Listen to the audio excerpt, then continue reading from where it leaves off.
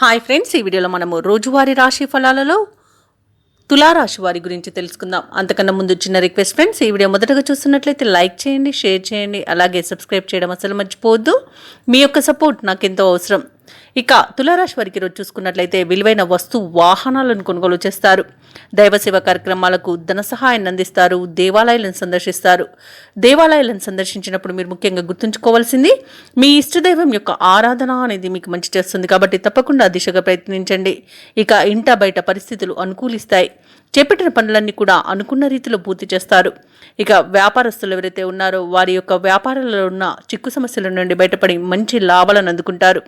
ఇక ఉద్యోగస్తులు ఎవరైతే ఉన్నారో తాము పనిచేసే చోట ఉన్నతాధికారులతో ఏవైతే ఒత్తిడులు ఉన్నారో వాటిని అధిగమించగలుగుతారు. సమాజంలో గౌరవ మర్యాదలకు లోటు అనేది ఉండదు. ఇక తులారాశి వారి ఈరోజు పెద్దల సలహాలు స్వీకరించడం ద్వారా అత్యధిక ప్రయోజనాలను పొందుతారు. ఆ దిశగా ప్రయత్నించండి.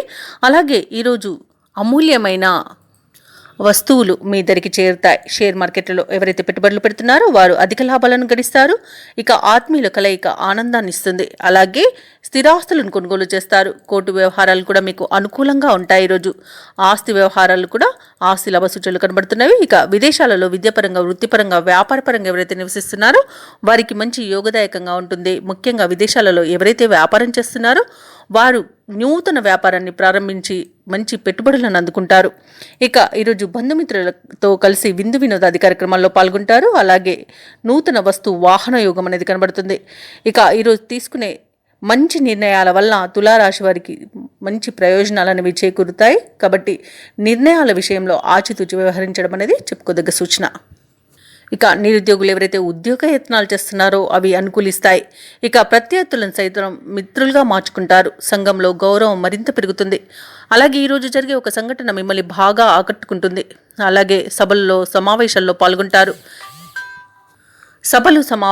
పాల్గొంటారు. అలాగే వ్యాపార వాణిజ్యవేత్తలు ఎవరైతే ఉన్నారో వారికి ఈరోజు అనూహ్యంగా పెట్టుబడులు అనేవి సమకూరుతాయి. ఇక ఎవరైతే ఆస్తి వివాదాల్లో చిక్కుకొని బాధపడుతున్నారో అవి ఈరోజు పరిష్కార దిశగా సాగుతాయి. ఇక ప్రభుత్వ ఉద్యోగస్తులు ఎవరైతే ఉన్నారో వారికి ప్రమోషన్స్ అనేవి రావచ్చు.